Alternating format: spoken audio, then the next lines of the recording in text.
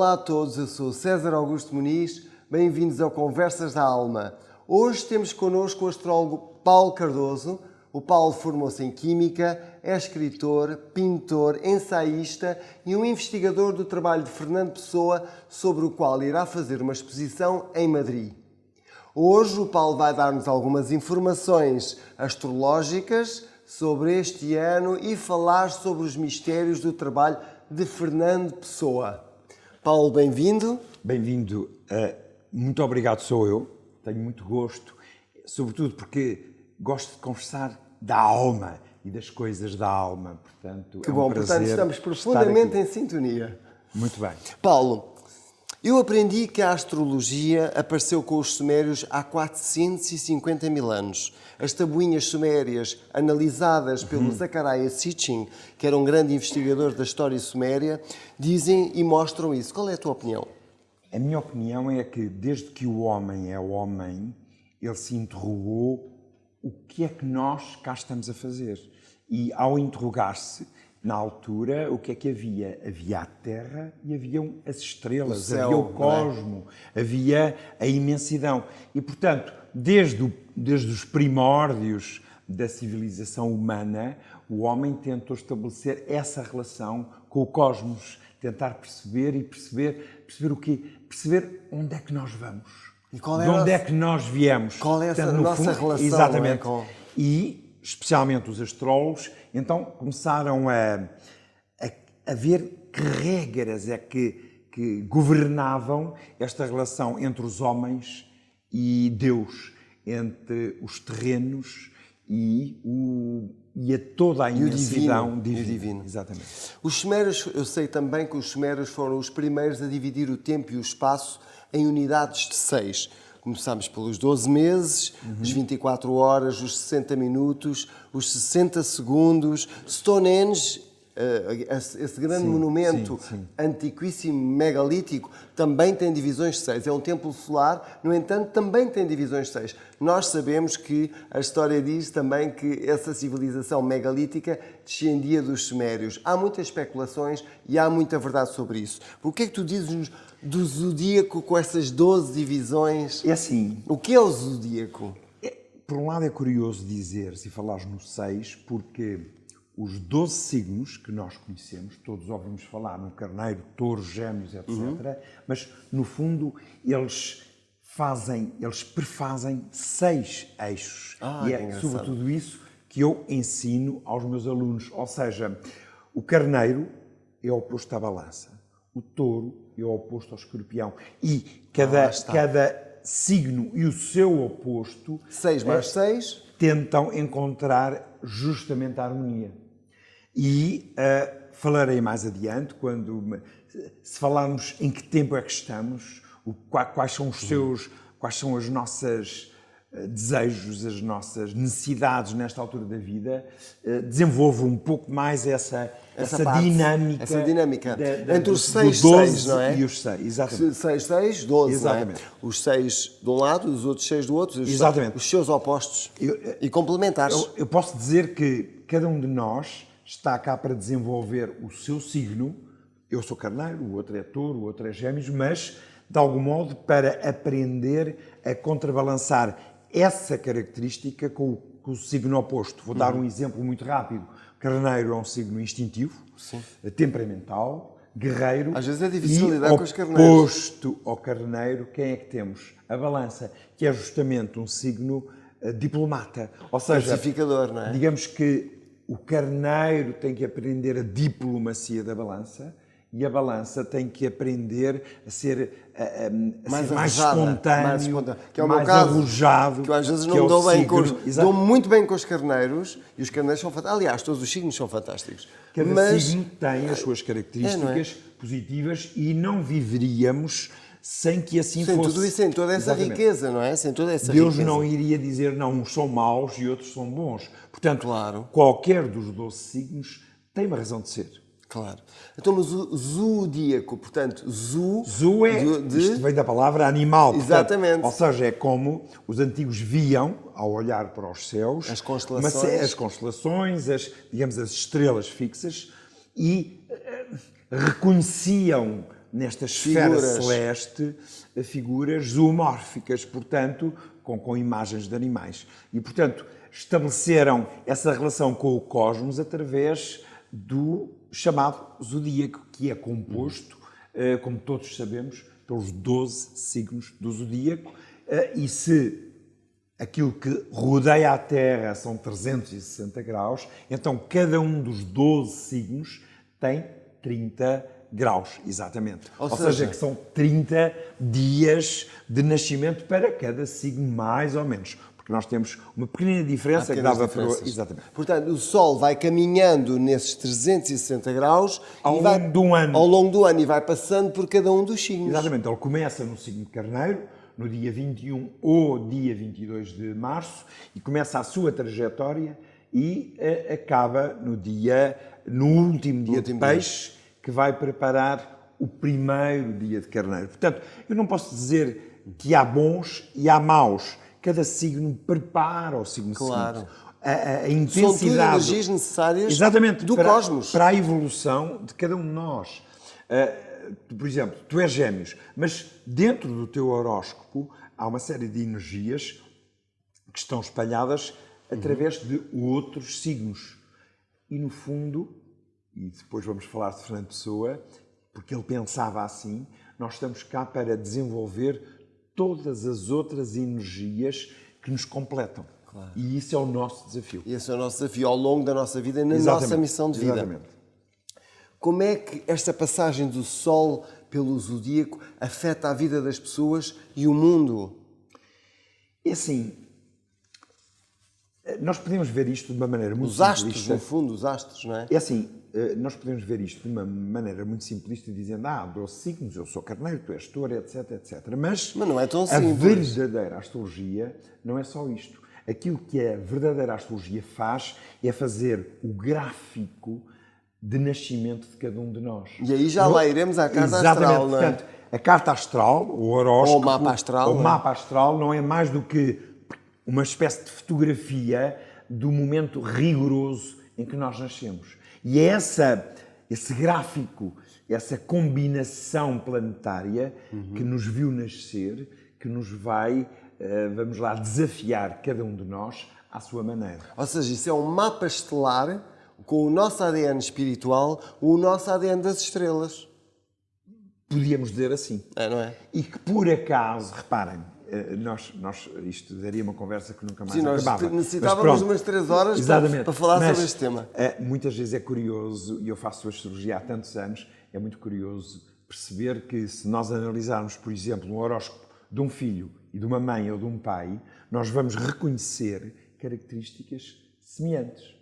E nós dizemos uns para os outros, ele é assim porque é igual ao pai. Não, ele é igual ao pai não só porque o próprio horóscopo já indicava essa predisposição. E mais, imaginem, nós na gíria astrológica dizemos que Marte está em quadratura com Vênus, que há uma tensão entre o amor e a paixão, etc. E muitas vezes vamos reconhecer que o pai ou o avô da mesma pessoa também tem a tal quadratura Marte-Vênus. Ou seja, nós vamos herdar características simultaneamente cósmicas e biológicas ou genéticas. O nosso ADN, não é? E o ADN estelar. Exatamente. No fundo é isso. É isso mesmo. Portanto, este mapa astral, quando tu fazes um mapa astral a uma pessoa, de que é que isso lhe serve? É uma orientação? Ela tem mais consciência, ganha mais consciência?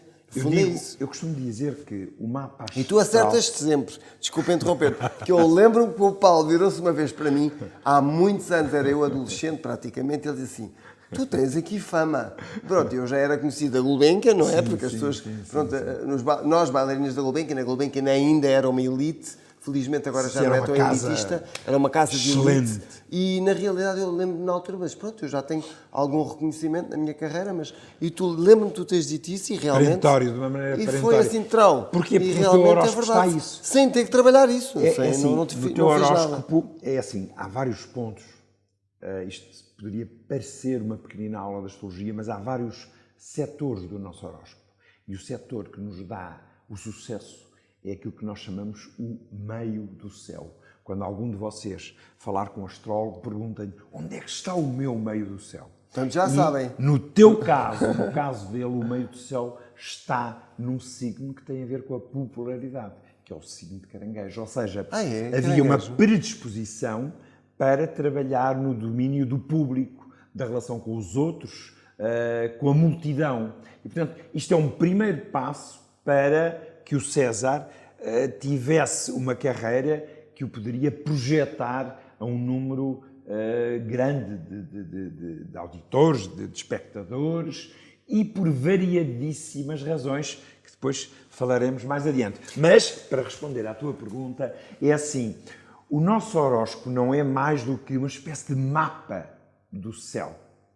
E nós, se soubermos qual é o mapa das nossas estradas, se calhar essa informação é extremamente importante para podermos conduzir a nossa vida. Aproveitar os momentos às vezes menos bons, as experiências, vamos lá, um pouco mais traumatizantes. Os testes, não é? Exatamente, que são testes da vida, que nos condicionam, que nos trazem sofrimento, e depois poder tirar mais partido daqueles momentos em que os astros estão a nosso favor, e então podemos expandir as nossas características. No fundo, a astrologia é isso. A astrologia é uma coisa simples. A astrologia, no fundo, o horóscopo é uma espécie de carta astral, horóscopo, mapa astral.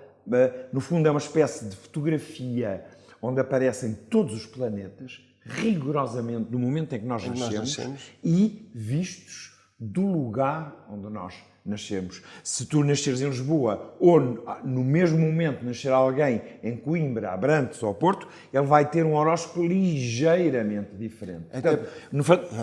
Portanto, no fundo, o horóscopo marca qual é o nosso destino. Até porque quais são os nossos a energia desafios geofísica do local onde nós nascemos também é diferente de um local para o outro. Obviamente. Porque a energia da Terra, a Terra também tem chakras, a Terra também tem pontos energéticos que variam de um local para o outro. Portanto, se eu nasço aqui, não é a mesma coisa que eu nascer ali. E então, ao mesmo tempo, o céu também está diferente. Então, tudo isso em conjunto, que vocês conseguem ler, os bons astrólogos, não é? Nem todos são bons astrólogos.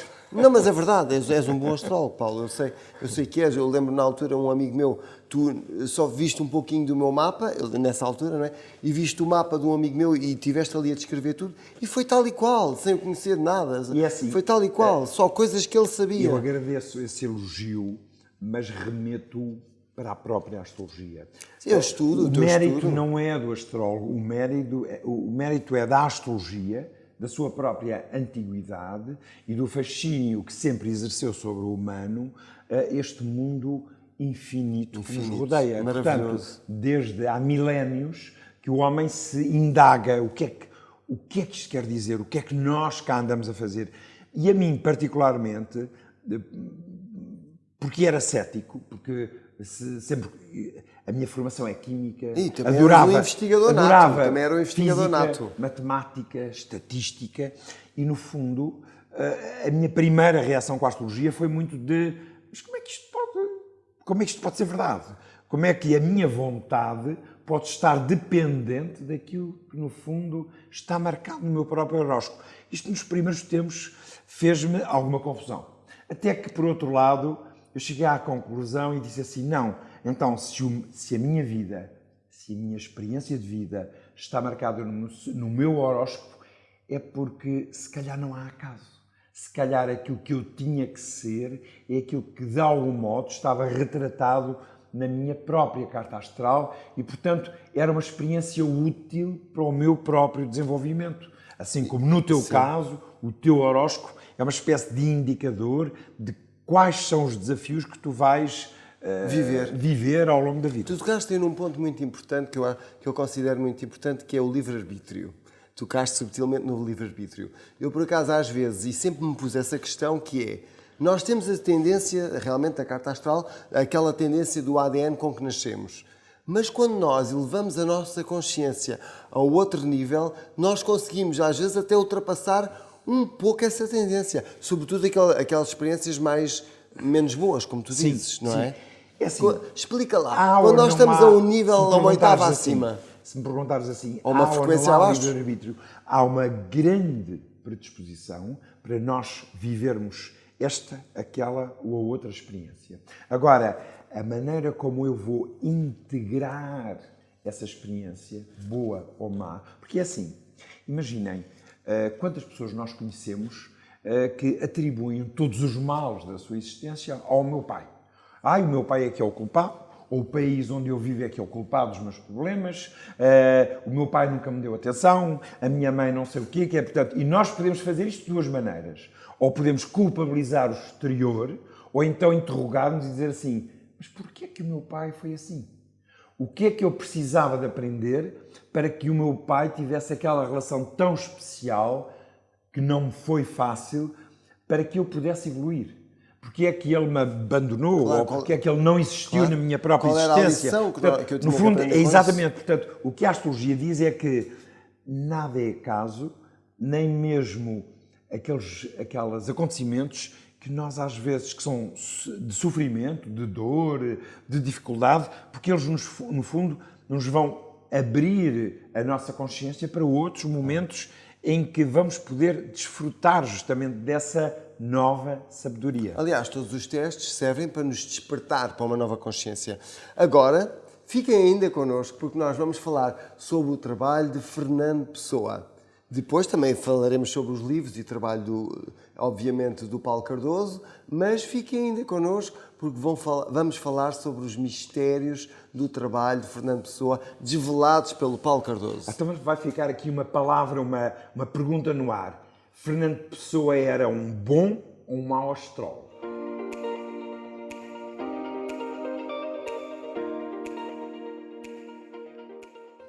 Paulo, tu és um dos mais conhecidos, se não o mais conhecido para mim, investigador da obra de Fernando Pessoa, esse grande poeta, que era também um ocultista, cabalista, Rosa Cruz, templário e sei lá que mais, não é?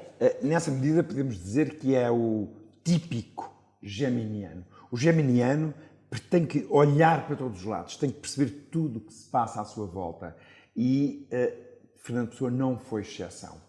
E porquê? Porque ele tinha uma concentração planetária no próprio signo de Gêmeos. E, portanto, isto multiplicava-lhe a curiosidade por todos estes setores que tu acabaste de referir. A ti, o que é que te levou a investigar o trabalho deste grande iniciado?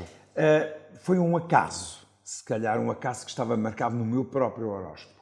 Numa reunião há muitos anos, eu conheci uma professora chamada Ivete Centeno e que, no meio de uma conversa, me disse: Paulo, já que gosta tanto da astrologia, há de dar uma olhadela, há de ver o espólio de Fernando Pessoa, porque eu descobri uma série de documentos e todos os investigadores pegam neles e dizem: mas o que é que isto quer dizer? E ninguém sabe exatamente qual é a importância e o que é que aquilo quer dizer.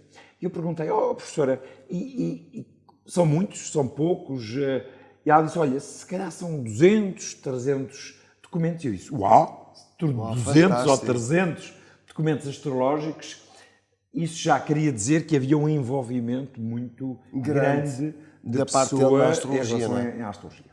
Entretanto, foi preciso cumprir algumas formalidades, foi preciso pedir uma autorização especialíssima na altura para poder tocar nos papéis delicadíssimos que o próprio Fernando Pessoa tinha escrito, muitas vezes em papel vegetal, em recortes de jornal. Já muito sensíveis, portanto, vamos lá, eles foram escritos entre 1902, 1908, 1915 e, portanto, alguns deles estão completamente fragmentados.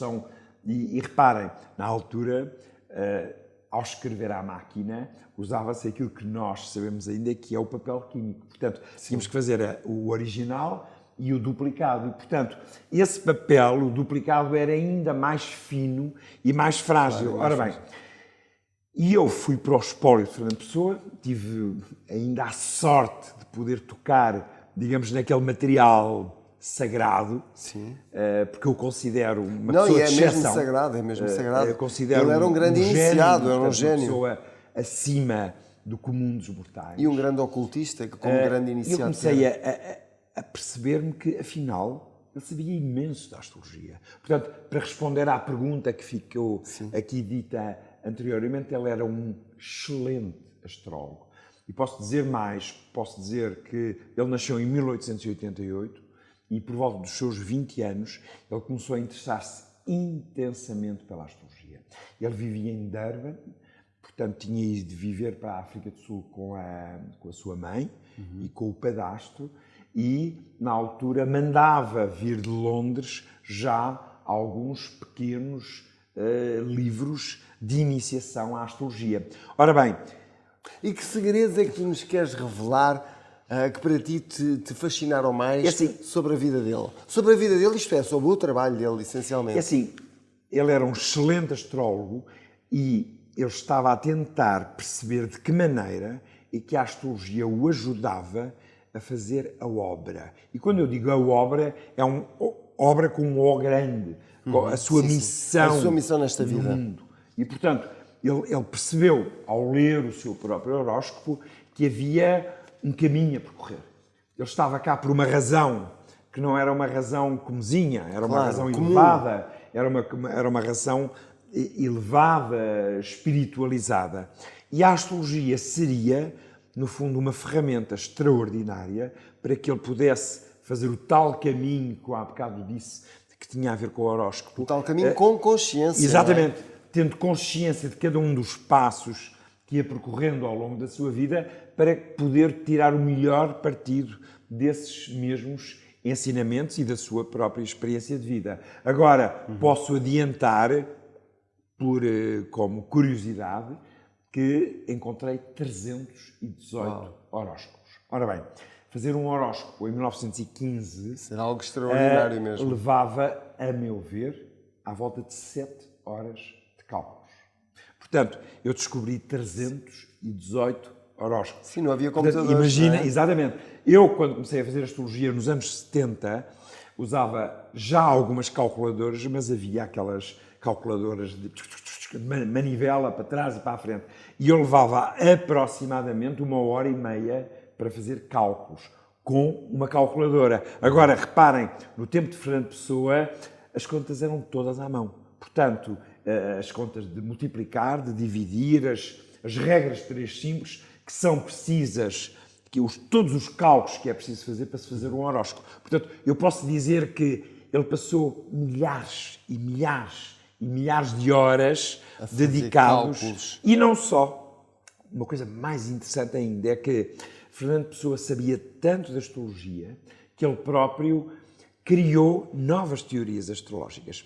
Ele é assim. Ou seja, ele teve no fundo, canalizou informação, não é? Exatamente, a ponto de poder digeri-la inspirou-se. E depois, com a sua, digamos, genialidade, a sua intuição, acabou por criar novas teorias astrológicas. Porque ele, certamente, como gênio que era, como todos os génios que têm isso, é inspiração. Sim, claro, no fundo ele foi beber à tal relação com o cosmos e tu tens aqui livros sobre isso? Em 1990 publiquei o primeiro livro sobre esta matéria, que se chama Marco eu lembro-me deste e a mensagem astrológica da mensagem. Com os teus quadros fantásticos. Exatamente. Que eu na altura eu sou também... pintor e nesta altura fiz uma relação entre os poemas de Fernando Pessoa e as pinturas, ou seja, fiz pinturas inspiradas nos poemas de Fernando Pessoa. E eu lembro-me que o Paulo tinha sempre também folha de ouro nos quadros. Exatamente. Isso a mim fascinou-me na altura, porque eu próprio também gostava de trabalhar com a folha de ouro.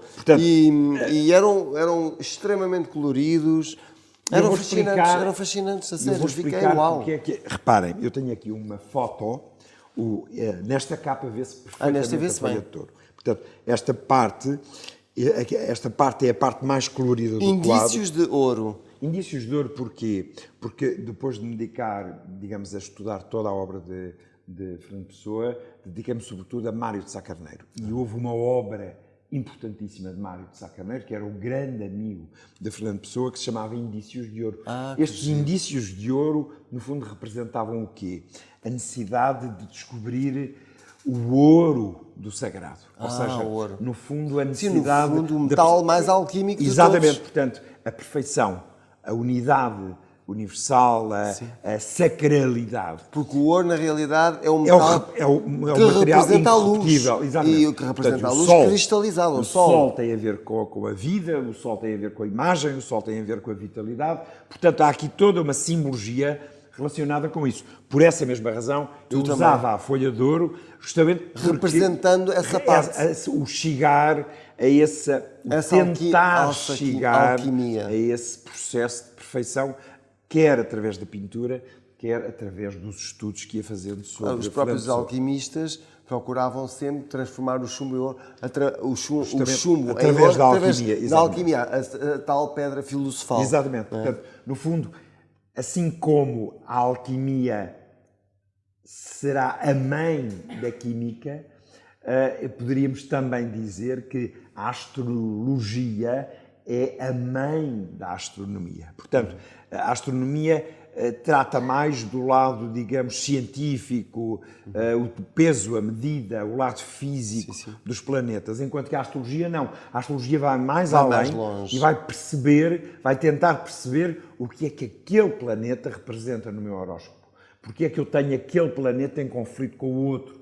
Porque é que eu tenho este problema na minha existência? Portanto, um físico, um astrofísico, não se preocupa com estas... Ele vai à parte mais matemática, Exatamente. mais física, Exatamente. mesmo, e não tão espiritual, tão etérica. Exatamente. No fundo, os astrólogos pretendem, no fundo, através da interpretação do horóscopo, tentar ser guias das pessoas para que elas possam tirar pleno partido das suas potencialidades. Porque se tu não gostas de ti, se tu não te conheces, é muito difícil que possas tirar pleno partido das tuas Claro, características. saber quem eu sou e para onde é que eu Exatamente. vou, Ora, isto não é? E, no fundo, E o que é que eu astrologia tenho que isso. fazer? A astrologia é isso. A astrologia ensina-nos a perceber, a aceitarmos-nos, a gostar de mim, e eu posso até dar aqui um pequeno exemplo. Eu, quando fiz o meu horóscopo, eu fiquei boquiaberto. Escondi. Ou seja, fiz a minha interpretação através dos livros que me chegaram às mãos e fiz uma espécie de sebenta onde eu apontei todas as minhas características. Eu fiz o mesmo, mas com a numerologia. Exatamente. O Paulo é na astrologia, eu sou na numerologia. Então, e o que é que eu fiz? Eu escrevi tintim por tintim o que é que vinha nos livros sobre mim próprio. Eu disse, mas eu sou exatamente isto. Como é que é possível? E escondi aquilo a 7 chaves para que ninguém fosse ler aquilo que eu Toda a não nossa fui. informação, a nossa alma. Ora, exatamente. Ler a nossa alma. Depois houve uma altura em que eu pensei assim, não, mas se eu afinal sou aquilo que eu tinha que ser, se calhar a vida tem um sentido. Se calhar esta nossa relação com o cosmos é um caminho a seguir. E, portanto, é um ensinamento, é uma progressão. Por isso, eu não tenho que ter vergonha nem medo de assumir aquilo que eu sou, como sou, desde que, sabendo as minhas limitações, eu consiga ultrapassar todos esses limites e todas essas barreiras que, aparentemente, todos os dias nos surgem ao longo da nossa vida. Portanto, este já foi uma parte do segredo de Fernando Pessoa que ele nos revelou. Agora diz-me uma coisa, e a nível da alquimia, tu achas que ele era um alquimista ou ele era mais... Não, Fernando Pessoa era Ficava mais astrólogo, só pela astrologia, ele fazia, pela poesia, eu vou-te explicar, ele pela fazia escrita. numerologia. Também fazia com numerologia I Ching, como eu. Fazia I Ching, fazia tarot, fazia uma série de... vamos lá, Artes divinatórias. exatamente. Para quê? Para indagar Ainda e para mais. perceber quais as que funcionavam melhor. Típico dos gêmeos. Portanto, exatamente. Era uma curiosidade quase que mórbida. De Nós perceber. somos insaciáveis a nível da curiosidade, é verdade. Agora há uma coisa muito interessante. Não sobre a vida Fernando dos Pessoa. outros, mas sobre o universo Não, e como o que- funciona. exatamente. Para onde vamos? E para onde vamos? De onde viemos? É verdade. E para onde vamos? As nossas origens, o quê? O que é curioso é que Fernando Pessoa teve a sorte de ter acesso ao melhor da astrologia que se fazia na época. Mas que através dos Rosa Cruz, através dos Templários... Eu vou explicar. Através de quem? Ele vivia em Durban, escrevia, aliás, ganhou um belíssimo prémio em língua inglesa e ele correspondia-se muito com astrólogos ingleses. que Aleister Crowley, detinham, não é? exatamente, também. Também. Pois, mas já iremos falar Ou seja, dele. ele no fundo, ele encomendava os livros e no fundo, na biblioteca que ainda hoje existe, na chamada Casa Museu Fernando Pessoa, existem todos os livros através dos quais ele aprendeu astrologia. E fantástico, querem saber, ainda não ainda conheci. são os livros que hoje em dia os astrólogos Estudam? podem usar, porque estão ainda atuais, são excelentes, porque é a melhor escola de astrologia. Portanto, era a melhor escola de astrologia, é a astrologia que se fazia no princípio do século XX, em Londres. Os astrólogos ingleses, no fundo, foram os seus mentores. Aliás, Aqueles- Londres, até desculpe interromper, Londres, para quem não sabe, Londres era talvez das capitais do mundo onde havia mais ocultismo, onde havia mais alquimistas, onde havia mais investigadores e sociedades secretas. Exatamente. E ele tinha tendo o fascínio... E reparem, Fernando Pessoa, hoje em dia isso já não acontece, mas antes, quando se comprava um livro, na última página do livro, vinha sempre, o próximo livro vai ser não sei o quê. Ora seja, quando ele mandava vir um livro de Londres, logo nas últimas páginas, ou nas primeiras, já vinha um anúncio dos livros que iam sair nos próximos 2 meses, 3 meses, 6 meses. Então o que é que ele fazia? Ele encomendava logo automaticamente. Ele escrevia para o editor, dizer, olha, quando sair o livro tal, eu quero recebê-lo imediatamente. Portanto, ele estava a par da melhor astrologia que se fazia no princípio do século no mundo inteiro. A astrologia não só, também pelo ocultismo, pelos vistos, não é? É assim, Ou não? eu sou mais... Tu estudaste Eu e investigaste mais eu esta parte estudei a parte astrológica, não é? astrológica. É assim, eu posso dizer que vamos lá, dos 100% de todos os estudos, digamos, ocultos de Fernando Pessoa, pelo menos 10% são astrológicos. Portanto, era o grande conhecimento, embora haja textos tibetanos, astrológicos, filosóficos, de toda a ordem, no fundo, aquilo que ele mais desenvolveu foi justamente o conhecimento astrológico. Então, e ele fez alguma previsão em termos do futuro para Portugal? Ele falou do futuro de Portugal ou teve visões em que ele explicou isso ou não? Ele preocupava-se, sobretudo, com um mito antigo, que era o mito sebástico. Do Quinto Império. Do Quinto Império. E, portanto, ele, no fundo, estava à espera, estava a tentar, através da astrologia, descobrir qual era o futuro de Portugal. E mais, qual era o seu papel nesse futuro português. Portanto, grande parte dos cálculos... Reparem, por exemplo, em relação à história de Portugal, eu encontrei cálculos desde o princípio da nacionalidade. Porquê? Porque ele estava à procura de fazer o tal horóscopo de Portugal. Mas nós não sabemos exatamente a que hora fundação de Portugal. a hora de nascimento da nação portuguesa. Porque, foi na apesar Batalha de de ser Ourique, foi na Batalha de São Mamede, foi ao meio-dia. Foi fundada pelos ou Templários, seja, por Dom portanto, Afonso no Henrique, fundo, mas... Fernando Pessoa estava à espera, estava a tentar, a hora nem... e quando erroneamente se diz, Fernando Pessoa fez o horóscopo de Portugal, não, ele tentou fazer o horóscopo de Portugal e tentou várias vezes e fez várias versões para ver qual era a que batia mais certo com os acontecimentos. Portanto, no fundo, ele estava a tentar preparar-se para aquilo que nós chamamos hoje em dia a Era Dourada, ou seja, preparar-se para uma outra vinda de uma certa harmonia divina na Terra, e à qual ele chamava Quinto Império.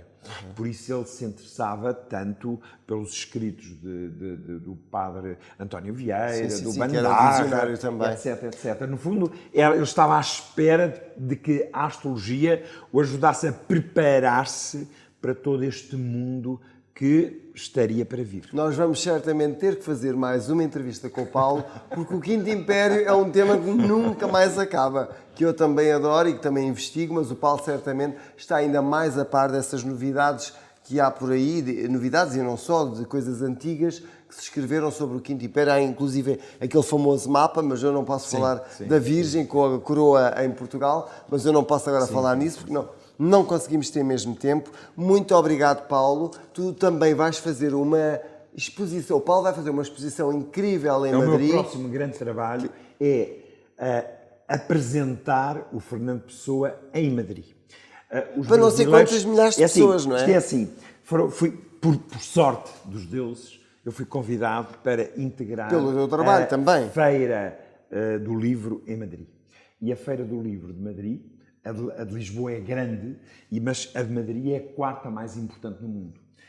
Este ano estamos à espera, porque eu vou lá estar a mostrar o Fernando Pessoa astrólogo. Estamos à espera de 2.700.000 pessoas. Portanto, é uma responsabilidade tremenda e eu próprio já estou muito ansioso por causa deste acontecimento. Mas, no fundo, a minha missão nesse tempo, que vai ser quase um mês, vou fazer muitas vezes visitas guiadas e vou mostrar os manuscritos de Fernando Pessoa e interpretar cada um deles. E com isso fazer uma grande exposição no centro onde vai decorrer justamente a Feira do Livro de Madrid. Portanto, já sabem, se quiserem vão a Madrid, o Paulo depois, eu dar-vos-ei a data, com certeza. É entre meados de maio e meados de junho. Muito bem, depois da altura convidados. Nós iremos divulgar essa mesma data e, portanto, no próximo episódio, já sabem, muito obrigado, Paulo, foi um prazer enorme ter-te aqui. E não se esqueçam, porque depois eu tenho vamos lá, um canal. Um canal, eu ia falar sobre isso, não me esqueço. E eu vou fazer depois também uma pequena conversa com o César, para ver como é que ele é, então, qual é o seu horóscopo.